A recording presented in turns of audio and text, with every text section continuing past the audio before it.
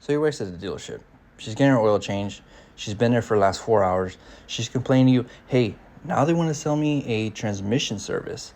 It's going to be about $202 out the door. What do you want to do? So you tell her, go to the parts department, see how many quarts it takes, and buy those quarts. Bring the car home, and I'll do it myself. Does one problem though? You have no idea how to check the transmission fluid, much less change it. So you go on YouTube real quick, and you find this video.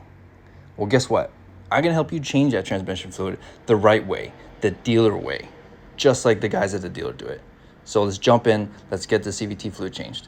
When your wife gets home, you need to jack up the car, all four corners, so the car's level and in the air. Enough room for you to get an oil pan under and take off the splash shield. Next, you need to take out the air filter so you can move the air box out of the way so you can get to this transmission plug very easily. And it's under here. See that small hole?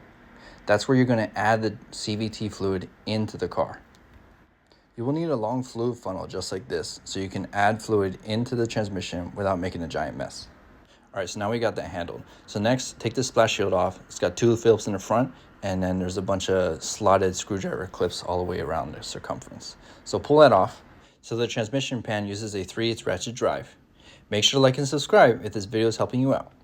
So go ahead and pop that thing off. Hopefully the parts guy at the dealer sold your wife a crush washer for that transmission plug. And then we have the 17 millimeter up a little bit higher. That's to check the level of the transmission fluid. Let the fluid drain out for at least 5 minutes. Then put the drain plug back on, add at least 4 quarts, and then we'll go back into the car. So for this step, the engine needs to be at operating temperature.